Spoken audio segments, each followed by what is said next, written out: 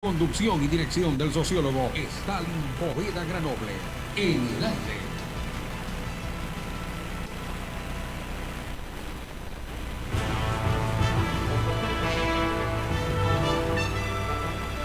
Seis de la mañana con 32 minutos, 6:32 de este martes 17 de noviembre del año 2020. Para quienes conformamos el equipo de Radio Atalaya 680M, es un placer estar junto a ustedes iniciando esta mañana y poder compartir lo principal de la información del Ecuador y todo el mundo.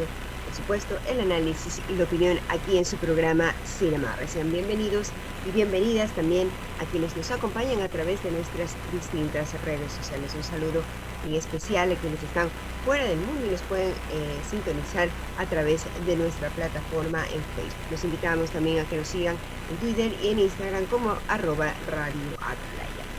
Para iniciar, vamos a enviar también un saludo a nuestro compañero Carlos Pacheco, quien está en la sala de controles, ya conectados junto a nosotros, el licenciado Alcides Montilla y el sociólogo Stalin Poveda.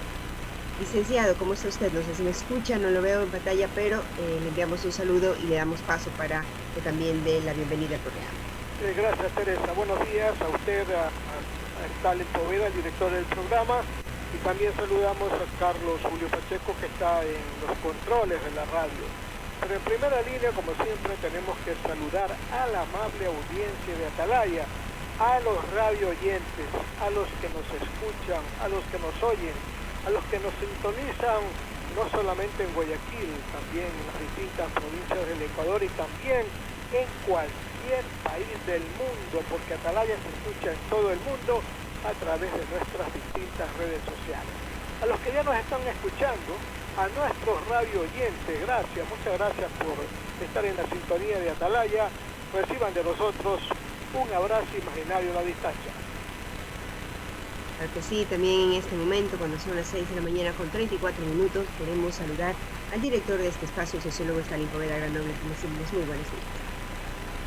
buenos días. Buenos días, ecuatorianos. Teresa Merchán, ¿cómo está usted? La veo muy bien esta mañana, como siempre. Alcides Montilla, no lo veo, pero lo escuché, Alcides.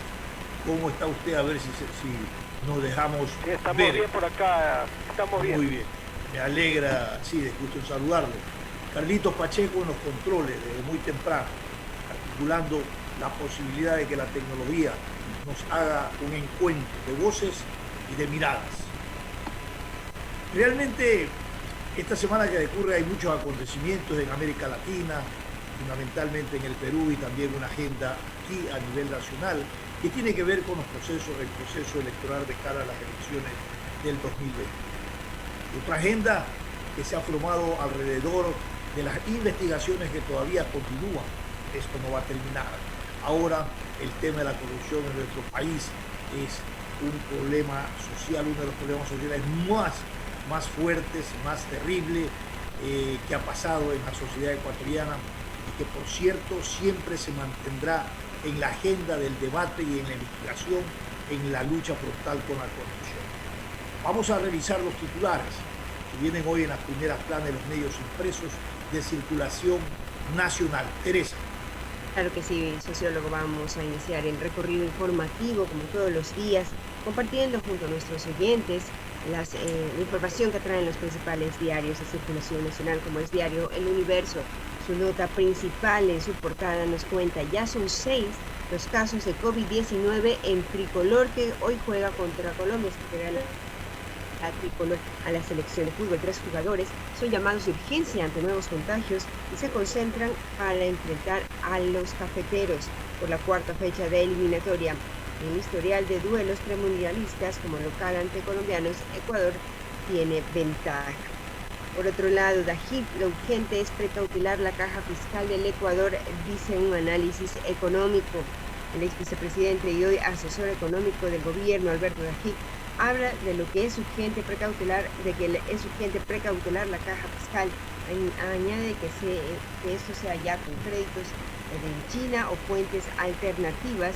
Se busca liquidez para que la transacción sea lo más ordenada y menos desesperada posible. No hay espacio para un endeudamiento el próximo año. Así también nos dice diario El Universo. En Quito se suspenden los festejos. El metropolitano recomendó la suspensión de permisos para todo tipo de actividad que cause aglomeración. Por otro lado, alerta médica por compras navideñas por COVID-19. Los médicos piden un plan que incremente las restricciones en la movilidad frente al año desde alta demanda, alto tráfico también en los establecimientos comerciales del país. Y en el plano internacional, en el plano mundial, en Estados Unidos empezó a producir la vacuna. Ayer la compañía estadounidense Moderna anunció que su vacuna contra el COVID-19 es eficaz en un 94.5% y planea fabricar 20 millones de dosis ya este año. En otros temas, 93% prefiere compras en tiendas locales, pues es la intención para la economía según una encuesta realizada en el país.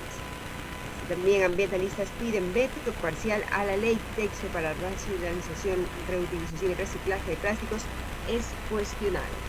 Y también nos dice diario El Universo, Banco Mundial cita clave para el crédito de $500 millones para el Ecuador. El directorio del multinacional se reúne el 24 de noviembre. El ministro de Finanzas, Mauricio Pozo, dice que el país ha cumplido con los compromisos previos. Finalmente nos dice también El Universo, nuevo cambio de presidente en Perú. Francisco Sagasti fue elegido ayer, es el tercero en el cargo en una semana en ese país. Vamos a compartir también la información que trae la página web de diario El Comercio. Nos cuenta un nuevo aplicativo para registrar casos de COVID-19 se prueba en el país. Para facilitar el registro de información sobre el COVID-19, el Ministerio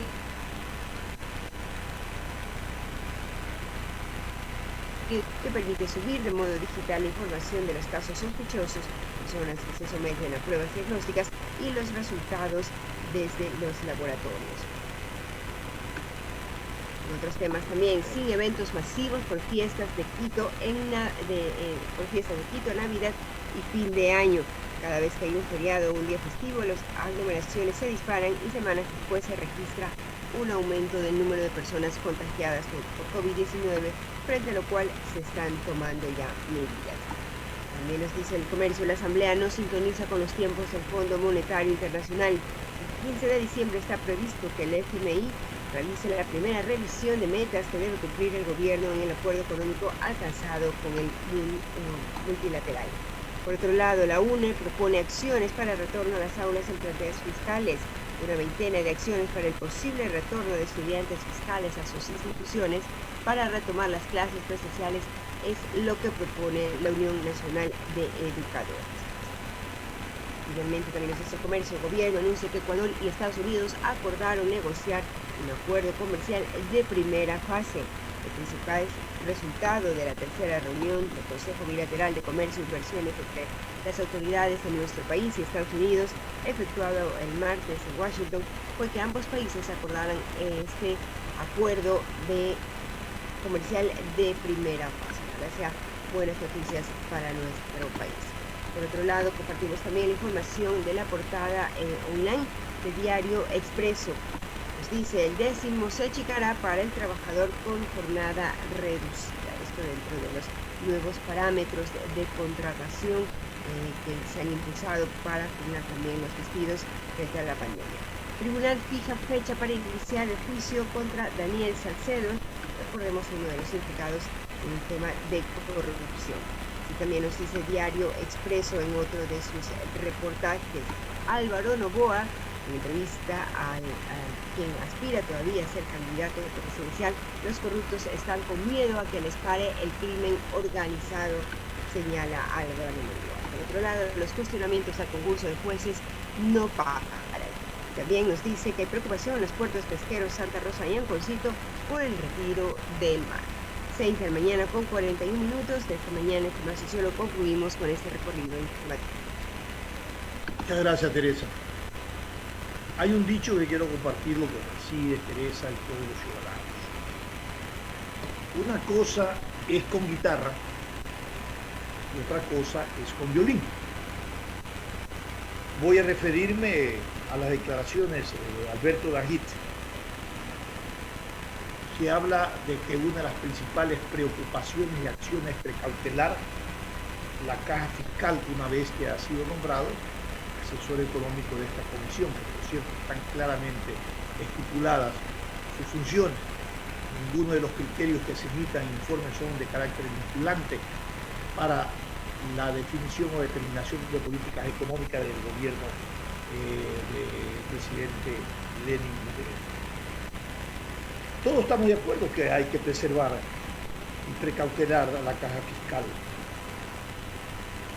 pero la manera como preservamos y precautelamos la caja fiscal, que es hablar de los recursos que ingresan por concepto de venta de petróleo y recaudación tributaria, para luego, a través de un presupuesto, generar una redistribución de estos ingresos, y que no quede solamente en la redistribución de estos ingresos, sino que también se incremente o se implemente el control en la calidad del gasto. Esto es fundamental, necesario, determinante para garantizar y precautelar la caja fiscal.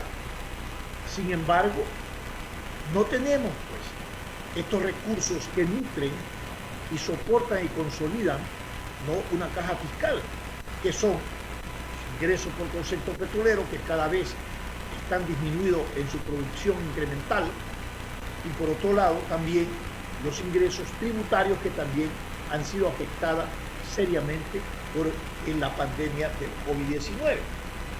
Entonces, tenemos que recurrir a lo que siempre se ha recurrido para solucionar la crisis, y es el endeudamiento. Alberto Dajit siempre condenó los compromisos de préstamos internacionales con la China. Primeramente, decía, porque no eran transparentes, evidentemente, porque estaban cubiertos de un velo de misterio de cómo y de qué manera se negoció el petróleo alrededor de los recursos que se pre-otorgaban por el contrato prepetrolero a el país.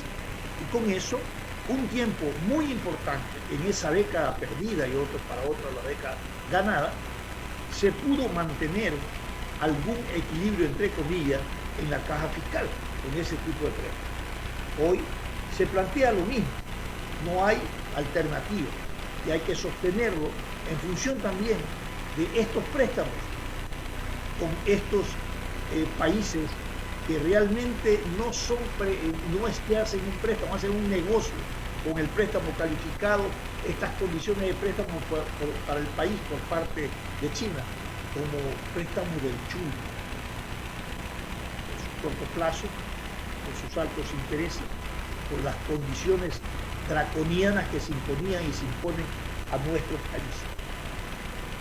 ¿Cómo resolver el problema económico? Alberto Dajit era el mismo que decía que había que comenzar del presupuesto cero. Estábamos de acuerdo, porque la redistribución de los presupuestos a nivel de todas las instituciones públicas, muchísimos se proyectan y se calculan solo aumentándole un porcentaje por lo que antes recibió y lo que ahora está planificando para el próximo año. Y así se va inflando en 20, 30, 40% más un presupuesto. Antes se permitía hasta el 25%, ahora creo que es por el 15%. Entiendo que la pandemia sobre los incrementos presupuestarios institucionales hará que se bajen estos presupuestos. Sin embargo, esto infla el presupuesto a nivel del Estado. Plantear un presupuesto cero era muy interesante, pero para eso hay que cambiar la política económica de redistribución y de calidad del gasto. Empezando, porque si usted comienza una planificación cero en cada ministerio, solo va a poner lo que va a gastar y el gasto controlado en la calidad del gasto. Yo puedo poner X millones que voy a gastar y me lo gasto y lo despilfarro. No se trata de gastarlo, se trata de un gasto, ¿no?, controlado y una calidad del gasto en la inversión. Tomando en cuenta que cuando se invierte del Estado, hoy ha sido la plataforma para que se entronice la corrupción. Las cosas hay que decirlo como es. ¿O no es cierto, ecuatorianos, que todos los actos de corrupción que hoy conocemos han estado y están directamente vinculados a la entronización de sistemas de corrupción, de bandas de traficantes, de influencia, criminales, dentro de la estructura del Estado, que han terminado por poner, sentenciar, juzgar y poner en la cárcel a delincuentes, que se convirtieron en delincuentes comunes, en una sofisticada estructura de corrupción, de robo frente a la inversión pública. Y esto lo está pagando el pueblo ecuatoriano. ¿Con qué? ¿Con qué crees que estamos pagando todo el endeudamiento a lo que hemos llegado? Que anoche decía el presidente Lenín Moreno, 10.000 millones estamos evitando pagar en los primeros 2 años, y que eso le va a dar una facilidad, un respiro al nuevo gobierno. Le dará un respiro al nuevo gobernante. Pero yo me pregunto, ¿le da un respiro? Y te pregunto al CIDE y Teresa, ¿le da un respiro al pueblo ecuatoriano? Por lo contrario, no. Al pueblo ecuatoriano se le deposita una carga pesada para seguir pagando con su trabajo y su esfuerzo honesto y creador los impuestos para pagar deuda. Y se la paga por doble vía, no solamente por los impuestos. La corrupción hay que pagarla. ¿Quién se lleva la plata? ¿Por dónde se va? Porque el caño de la corrupción. ¿Dónde está el dinero? Así le proclama y reclama que el problema no solamente de la justicia la condena jurídica, legal, penal, sino que hay que recuperar el dinero. Porque aquí las leyes están hechas para delinquir y para generar impunidad. Ya quiero ver cuántos han pagado pues la reposición al Estado o la plata que se le recupera producto del tráfico, ¿no?, de droga cuando se cogen estos grandes cargamentos, producto de la delincuencia organizada, la estructura del Estado, la corrupción. Hasta ahora no recuperamos absolutamente nada. Por ahí han salido algunos sentenciados en casos sobornos, dividido para cuánto, para 15, 16 que están encausados y que están condenados, les toca $780.000. 2 han dicho que quieren pagar estas irrisorias cantidades, cuando estamos hablando de 30.000 millones que se han ido por el caño de la corrupción. Entonces, el país está en una encrucijada, crisis económica, es evidente, pero hay una crisis moral y ética en la estructura del manejo de la política y del poder, que realmente está en un fango, en una arena movediza que cada vez se hunde, porque ha quedado evidenciado que la corrupción, los intervenientes actores de la corrupción, son lo público, es lo privado y es lo político. ¿Y cómo entonces tenemos que cambiar estos estamentos fundamentales para el soporte de una sociedad y un Estado, y en donde se ejecuta y se deriva la política? ¿Cómo cambiar? Pensar en una revolución ética no es imposible, es posible, pero son procesos de largo aliento que tienen que ir también cotejados con un proyecto país que realmente demanda y exija gestión de poder, de transparencia y valores éticos en la ejecución de la política. Es un componente que hay que incorporar. Teresa, o Alcide. A ver, Stalin, mire. Alcide. Mire, Stalin, aquí hemos en este programa repetido que no porque seamos los creadores, porque hay mucha gente que también habla con mucha razón de lo que vamos a hablar ahora, del presupuesto. El presupuesto es una herramienta fundamental. Usted tiene que saber cuánto gana y cuánto gasta. Para tener un presupuesto sobre eso, decir, este presupuesto me alcanza para este año o no me alcanza, y si no me alcanza tengo que ver cómo lo hago alcanzar, y si no puedo tengo que prestar dinero para alcanzarlo. Pero regularmente el Estado es la familia, es la casa. El presidente tiene su ministro de finanzas, en la casa el jefe de la casa tiene a su ministra de finanzas, que es la señora que maneja realmente la economía. La señora que maneja realmente la economía. Lo que pasa es que hay un distanciamiento entre el ministro de Finanzas del Estado grande, que es el país, y la señora que maneja las finanzas de la casa. Porque esa nunca deja que haya un déficit presupuestario en la casa. Porque ella sabe cuánto dinero existe en el bolsillo del marido y sabe muy bien qué es lo que hay que gastar y qué no. Y nunca van a gastar más allá de lo que se ingresa. Peor en esta condición, en esta crisis, en donde lo que menos hay son ingresos. Entonces, mire, ¿qué es lo que ha pasado con el Estado? Su presupuesto, la principal herramienta de desarrollo de un país, el presupuesto. Si el presupuesto tiene déficit, como el nuestro, que tiene un déficit de 10.000 millones de dólares, ¿cómo va a poder cumplir con todas las propuestas? Dígase inversiones y gastos, inversiones en capital y gastos para pagar salarios. No puede, tiene que recurrir a los préstamos, ¿verdad? Y cuando recurre a los préstamos, esto es una cadena, ¿vale? Presta hoy día, presta mañana, presta pasado. Llegará un momento que nadie le presta y tiene que pagar. Ahora, ¿qué es lo que está pasando con el presupuesto actual? Mire, el presupuesto del Estado es 35.498 millones. El gobierno ya anunció que lo va a reducir en el 10%, o sea, 3.549. Va a quedar en 31.949. Sobre ese nuevo presupuesto que va a seguir rigiendo por ley el próximo año con el nuevo presidente, sobre esos 31.949 hay ya un déficit de 8.000 millones, que no se sabe de dónde lo vaya a conseguir el gobierno.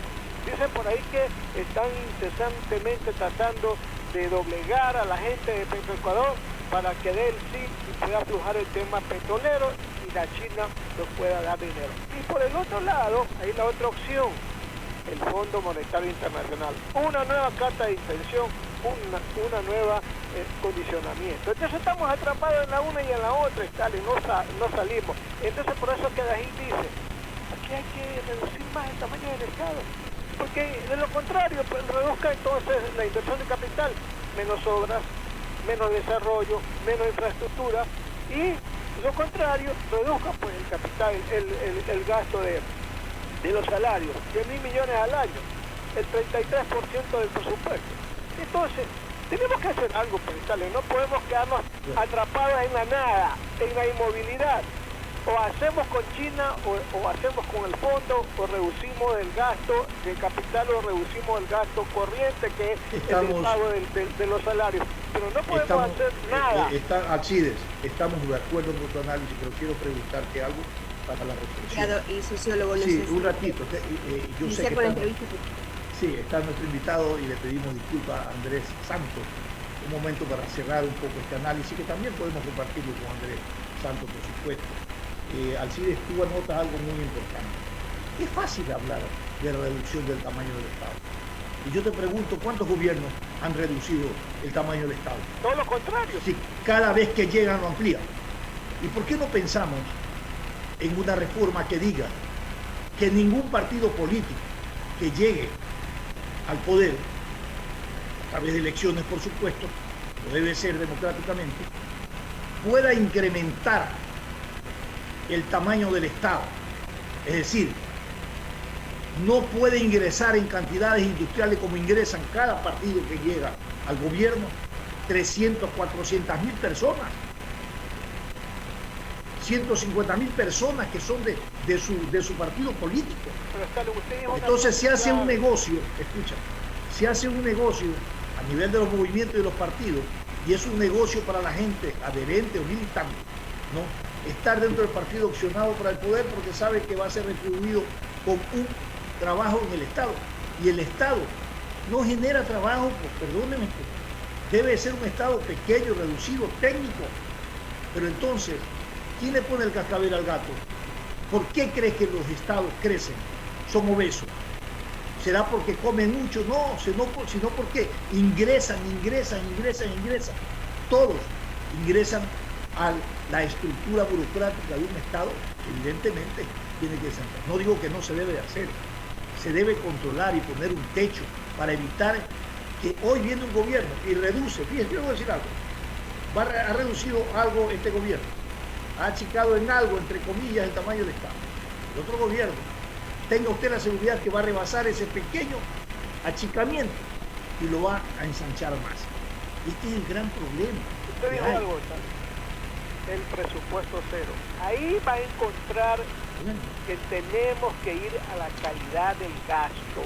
El presupuesto cero va a hacer que un ministerio, cualquiera, pare una semana. A ver, un ratito vamos aquí con todos los analistas analizando qué es lo que se está gastando con esta cantidad de presupuesto que tenemos.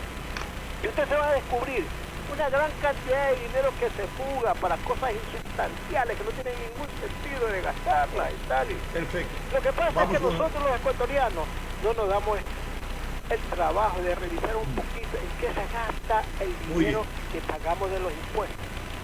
Alcides, vamos a proceder con nuestro invitado que lo tenemos en espera, Andrés Santos. Le pedimos disculpas. ¿Cómo está Andrés? Si me escucha, nos da un comprendido, Teresa.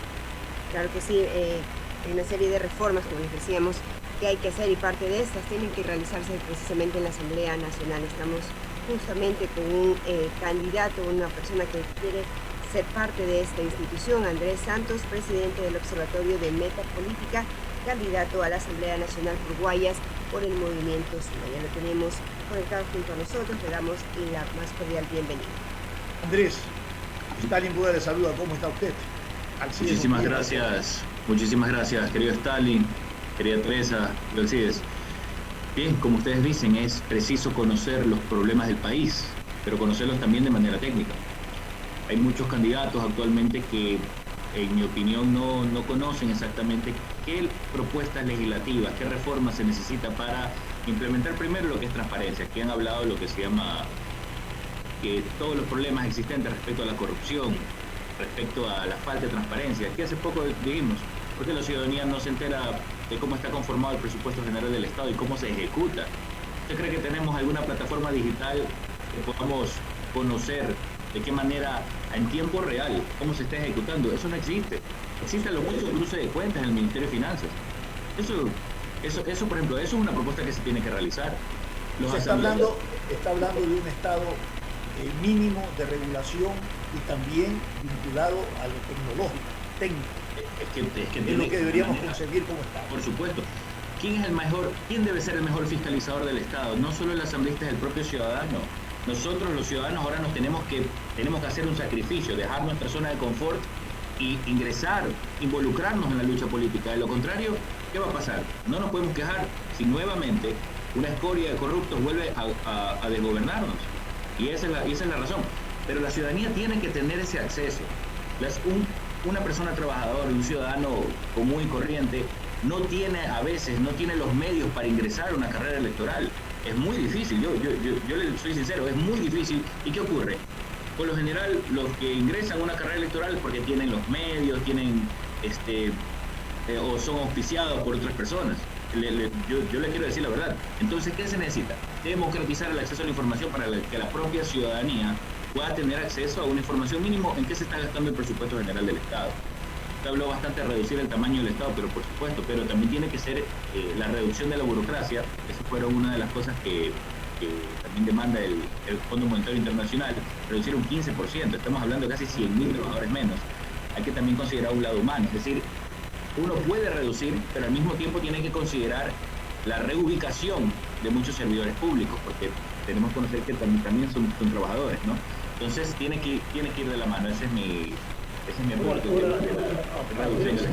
estoy de acuerdo con tu reflexión, pero no son culpables aquellos empleados que entran dentro del Estado, dentro de la burocracia.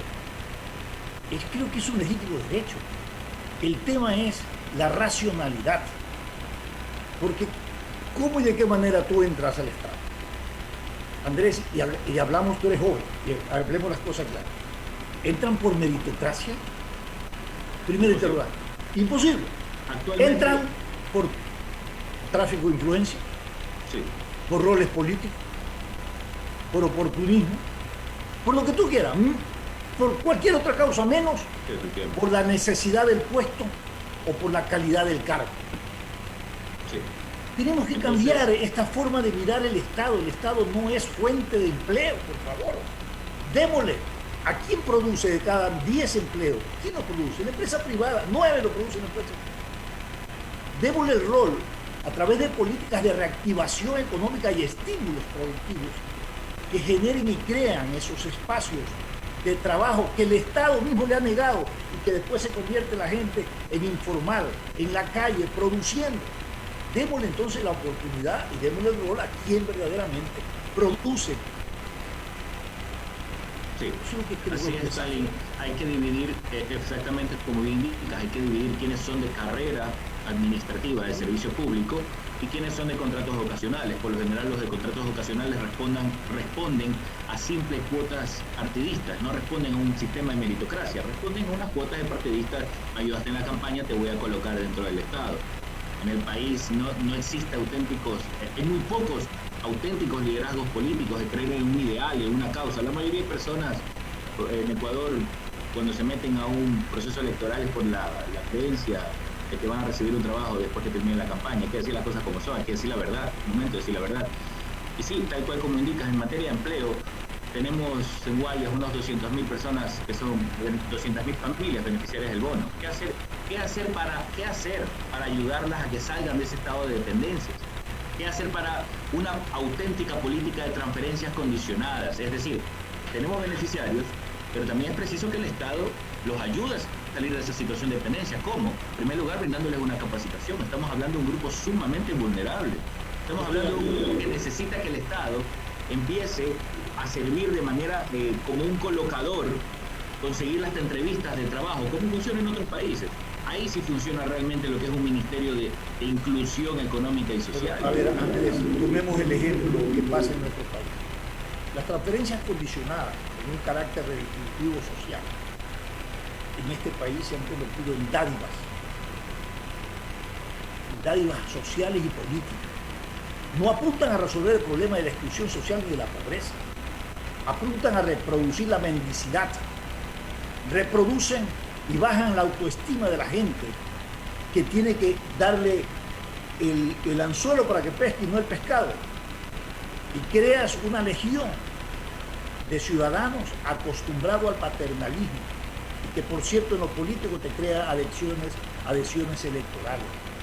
Muchos gobernantes invierten en una redistribución del ingreso, dice que es socialmente justa para darle a millones de personas el bono de desarrollo humano, pero están pensando que esa es la garantía electoral para las próximas elecciones.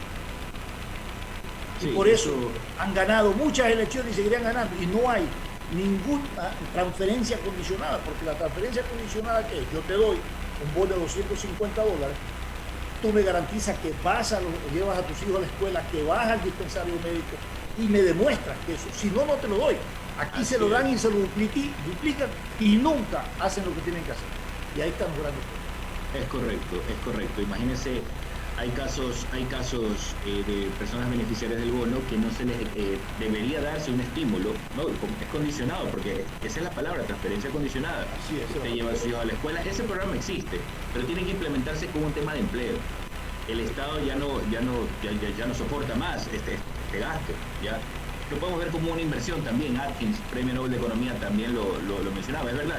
Sin embargo, es preciso hacer que estas personas beneficiarias del bono que se encuentran en una posición de vulnerabilidad, hay que evitar estructuras que creen dependencia al paternalismo estatal. ¿Y cómo? Consiguiéndoles un trabajo, dando un triple al quíntuple de exoneraciones tributarias a las empresas que contraten a trabajadores que son beneficiarios del bono, por favor. Es preciso hacer ese tipo de reformas, estímulos fiscales, porque es el sector privado quien crea el trabajo. El Estado, a la final, no podemos seguir hipertrofiando a la maquinaria estatal, es verdad. Entonces, sí, de Montilla.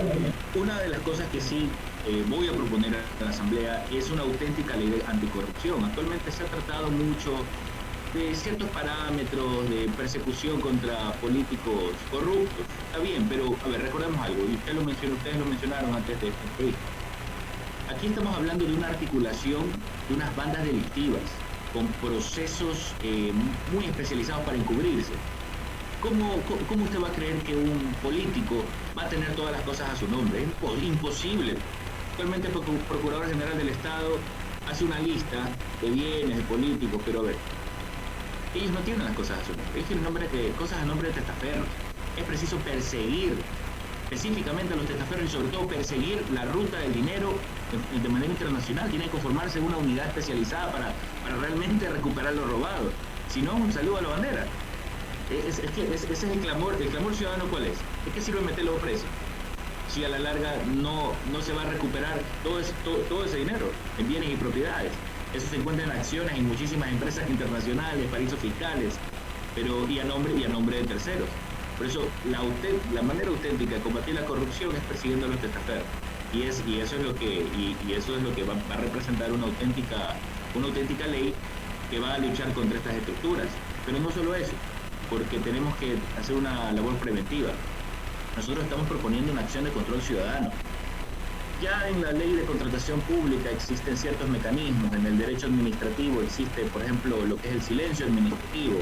Si no contestas en cierto tiempo, hay una acción judicial de por medio para exigir el cumplimiento de dichas solicitudes. Pero hay que llevarlo mucho más allá. La ciudadanía tiene que tener la capacidad de pelear administrativa o judicialmente para exigir la destitución de servidores deshonestos, la destitución de servidores corruptos que extorsionan, haciendo retardos deliberados, porque de esta manera funciona la corrupción. Hay que decir la verdad, hay que decir las cosas tal cual como son. Imagínense, actualmente hay un gravísimo problema del concurso de los jueces. El Consejo de Participación Ciudadana está que solicita información al Consejo de la Judicatura que, qué milagro, ahora hay fallas informáticas en los concursos.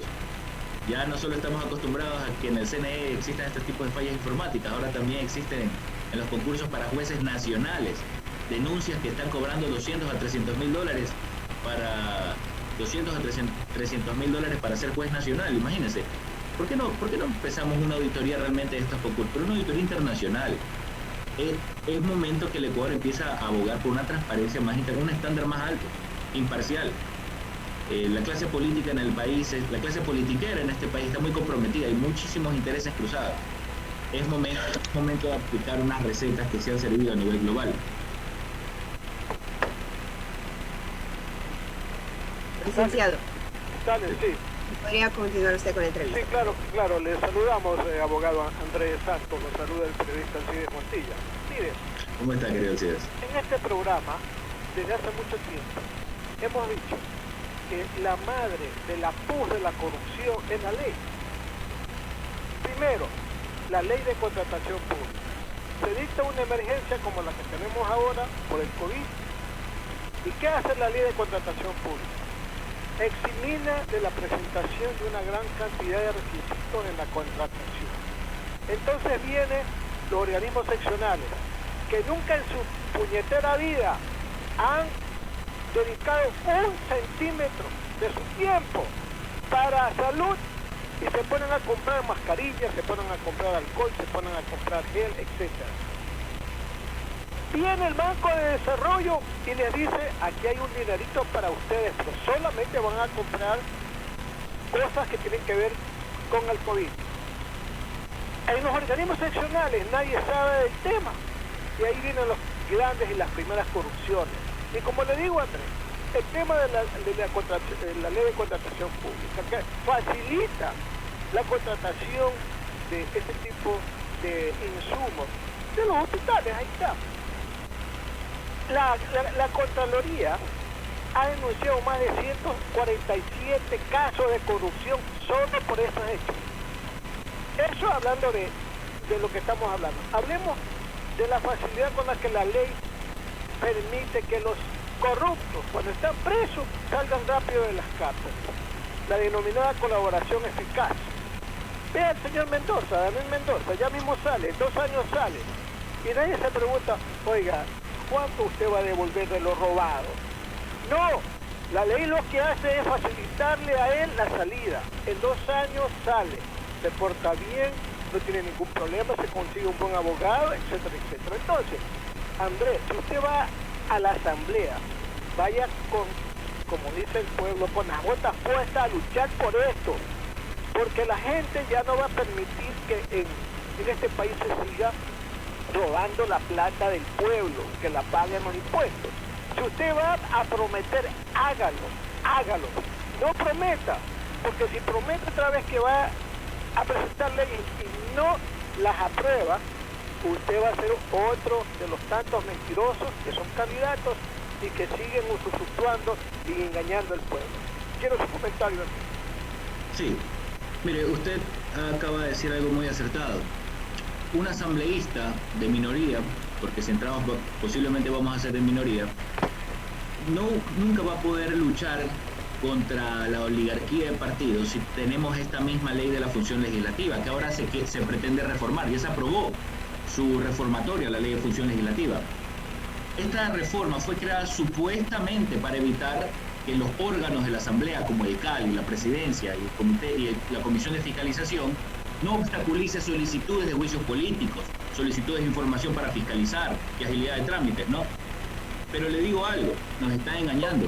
Esta reformatoria de ninguna manera va a asegurar que los órganos de la Asamblea, como el CAL, que es el Consejo de Administración Legislativa, de ninguna manera asegura de que ellos no tengan el sartén por el mango. Usted sabe que el CAL y la Presidencia tienen la total arbitrariedad para poder retener voluntariamente, deliberadamente, intencionalmente muchas solicitudes, sea de juicios políticos o sea de solicitud de información de fiscalización y hasta proyectos de ley.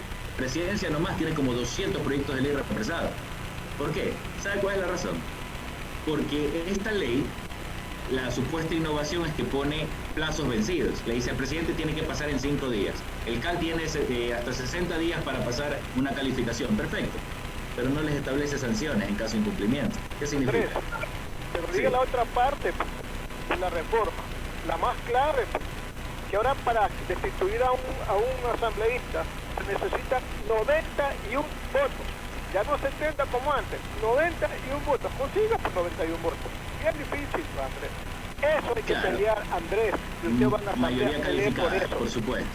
Sí, ahora recordemos que para destituir a los asambleístas, claro, es una decisión política, es decir, una decisión política entre partidos políticos. A mí más me interesa el procedimiento penal, el enjuiciamiento penal de funcionarios públicos y dignatarios públicos, porque por ahí nosotros tenemos que empezar. ¿Por qué?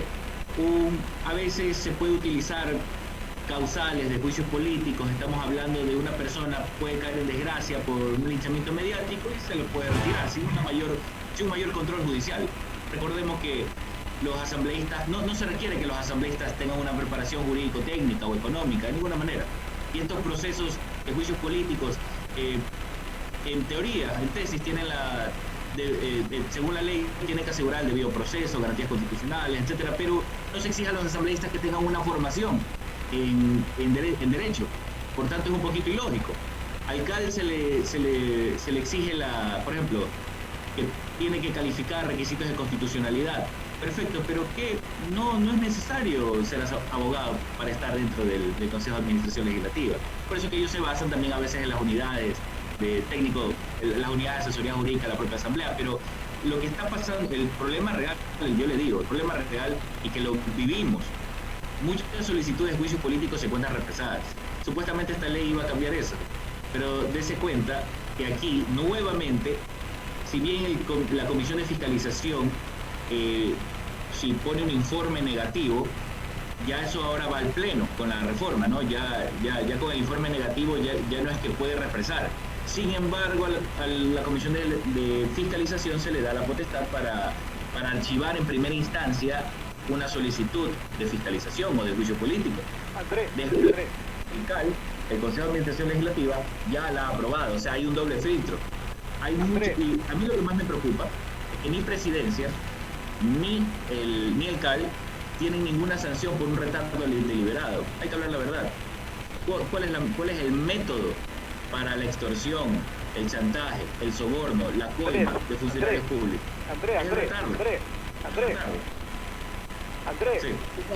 Se nos ha terminado el tiempo, lamentablemente tenemos que enlazarnos en este momento a una cadena nacional dispuesta para la Presidencia de la República. Queda a consideración de nuestros oyentes manifestado las propuestas en análisis realizado hoy por Andrés Santos, candidato a la Asamblea Nacional por el Movimiento Suma. Muchísimas gracias por haber estado junto a nosotros. Muchas gracias, estimada Teresa, estimado Alcides. Muchísimas gracias. Stalin, gracias.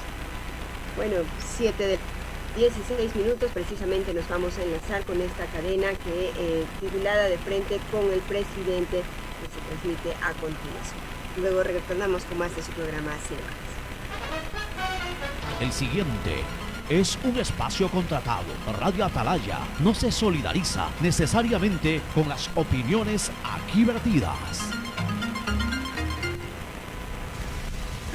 Seguimos forjando las bases de un nuevo Ecuador, de un país solidario, inclusivo y emprendedor. Nuestro objetivo es claro, el bienestar y el progreso de todos. De frente con el presidente, queremos que sepas lo que hacemos. Bienvenidos, muchísimas gracias por acompañarnos en este primer programa De Frente con el Presidente. Es un espacio que hemos decidido abrir para que el presidente pueda tener este contacto con todos y cada uno de ustedes. A usted le quedan 6 meses para terminar su mandato y unos cuantos días. ¿Podrá, terminando su mandato, lograr la firma de un acuerdo o tratado comercial con Estados Unidos, sí o no? Ha llegado a un acuerdo previo que va a servir para poder normalizar cierto tipo de comercio en las mejores condiciones, preferentemente con temas que son agrícolas, de propiedad intelectual, ambientales, laborales, son temas que van a ser, que están siendo tratados de manera preferencial, siempre respetando el deseo de cada uno de los sectores. ¿Qué pasa? Como decía el ministro de Economía, como decía Iván, si no llegamos a firmar el acuerdo como no se firmará y el próximo gobierno, como pasó en Luis Gutiérrez, cuando llevó adelante el TLC, lo tira abajo? Nuestro consejo será, si es que el próximo gobierno nos lo permite, que se firme un acuerdo, porque realmente esta buena relación, este refrescamiento de las relaciones con Estados Unidos ha sido extremadamente positiva para esa sociedad. No nos olvidemos nosotros que inclusive la última decisión que favorece los 650 millones de dólares que se exportan en flores al año desde Ecuador al mundo, además que emplea aproximadamente a 6.000 personas y que significaría para los exportadores de flores un ahorro de 24 millones. Existe una preocupación dentro del sector exportador bananero que radica principalmente en este impuesto a la renta único al banano. ¿Hasta dónde este tipo de impuestos le resta competitividad a este producto que genera importantes divisas para el país? Se hizo la reducción al impuesto único para evitar una doble tributación, que era lo que existía en el pasado. Hoy el sector bananero ya no tiene doble tributación, porque justamente estamos bajando la carga tributaria. El Ecuador no puede exportar impuestos. El sector bananero ha tenido un crecimiento del 17%. ¿Cuál es el logro más grande que tiene su gobierno en este tema, en el tema de comercio exterior? Haber recuperado la confianza. Ha costado, la verdad, mucho esfuerzo, mucho sacrificio, porque lo vuelvo a decir, creo que es importante recalcarlo, de que es difícil recuperar una confianza perdida. Pero lo hemos logrado. En este momento el mundo confía en nosotros. Cuando hablé yo en un inicio de refrescar nuestras relaciones internacionales, me refería a nuestros principales socios comerciales. Con respecto a EFTA, se calcula que serán aproximadamente el 12% de crecimiento. Imagínense lo importante. Además, con Inglaterra, con el Reino Unido, nosotros tenemos un comercio de aproximadamente 160 millones de dólares que ahora se va a ver potencializado y ratificado nuestras exportaciones a ese espacio. Y en lo que corresponde a la Alianza del Pacífico, con Chile, aproximadamente desde 1914, tenemos 1.000 millones de dólares de exportación. ¿Qué punto considera usted que le ha faltado al gobierno del presidente Lenín Moreno combatir la corrupción? Porque nadie quiere, por ejemplo, llevar inversión a un país donde hay corrupción. Nunca antes, jamás en la vida, en la historia ecuatoriana, ha habido una lucha contra la corrupción tan redobada y tan certera y efectiva como la ha habido en este gobierno. Sin embargo, la lucha contra la corrupción no corresponde únicamente al gobierno central. Es una tarea en la que participa activamente la justicia, fiscalía y Contraloría. Ha tenido que haber un trabajo muy tenaz para lograr encarcelar a más de una veintena de corruptos y tener además en exilio voluntarios sin vergüenza a muchos de los corruptos. A propósito de que hay todo tipo de voces y corrientes, y si bien un buen número de ecuatorianos ven con mucho acierto y como uno de sus mayores logros la renegociación de la deuda del Ecuador, ¿cuál es la herencia que dejará a su sucesor? Le hubiera correspondido al próximo gobierno pagar más de 10.000 millones de dólares por concepto de deuda durante el periodo. Pues bien, esa cifra va a ser completamente reducida.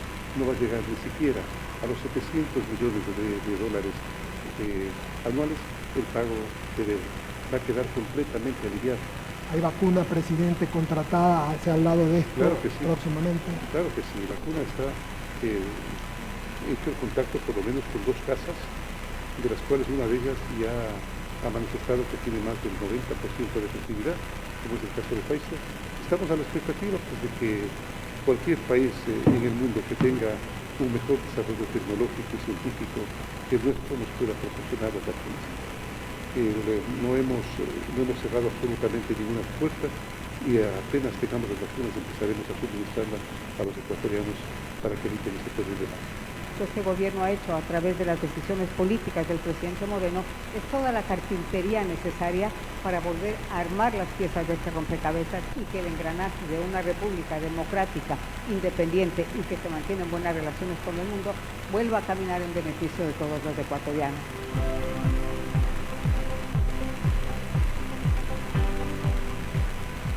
Autorización número 00905, CNE, Elecciones Generales 2021. Este fue un espacio contratado. Radio Atalaya no se solidariza necesariamente con las opiniones aquí vertidas. Usted está escuchando un programa de opinión, categoría O, apto para todo público. Sin amarres. Una mesa de diálogo donde sobresalen los temas de mayor interés social, económicos y políticos del país. Sin amarres, bajo la conducción del sociólogo Stalin Poveda Granobles.